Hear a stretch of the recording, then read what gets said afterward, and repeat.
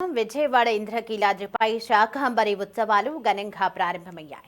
నేటి నుంచి 3 రోజుల పాటు అమ్మవారు శాకంబరి దేవి అలంకరణలో భక్తులకు దర్శనమివ్వనున్నారు. తొలి రోజైన ఇవాళ అమ్మవారితో పాటు ఆలయ ప్రాంగణాన్ని సుమారు 45 టన్నుల కూరగాయలు, ఆకుకూరలతో ముస్తాబు చేశారు. ఇక రెండో రోజు పండ్లు, మూడో రోజు డ్రై ఫ్రూట్స్తో పాటు వివిధ ధాన్యాలతో దుర్గమ్మను అలంకరించనున్నారు.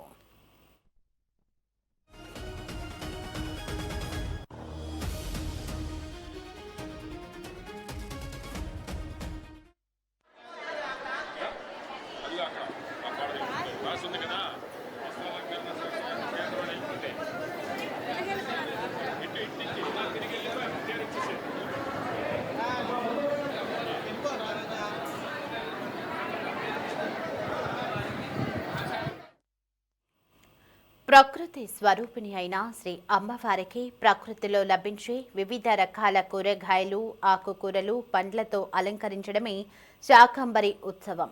భూలోకంలో సకాలంలో వర్షాలు కురిసి పాడి పంటలు సమృద్ధిగా పండాలని, ప్రజలు, రైతాంగం సుఖ సంతోషాలతో జీవించాలని కాంక్షిస్తూ ఈ ఉత్సవాలను నిర్వహిస్తారు.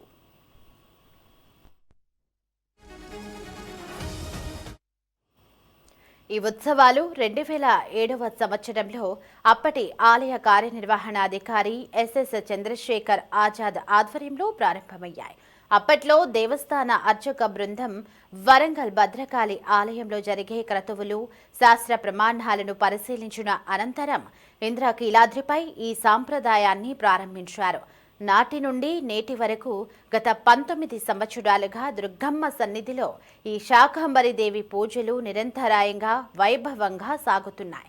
ఏడాది ఎల్నినో ప్రభావం వల్ల వర్షాలు లేక మార్కెట్లో కూరగాయల లభ్యత తక్కువగా ఉన్నప్పటికీ దేవస్థాన సిబ్బంది ప్రత్యేక బృందాలుగా ఏర్పడి వివిధ ప్రాంతాలకు వెళ్లి రైతులు, వ్యాపారుల నుండి విరాళాలు సేకరించారు. సుమారు 32 టన్నుల కూరగాయలు, ఆకుకూరలు ఇంద్రకీలాద్రికి చేరుకున్నాయి.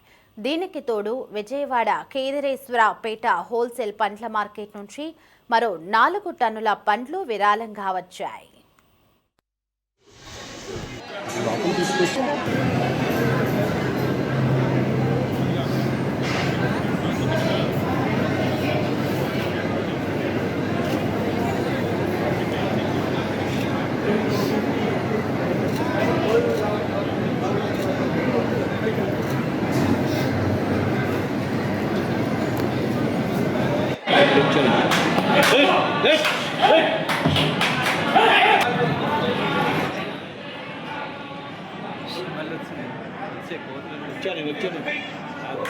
వచ్చేస్తే అంటే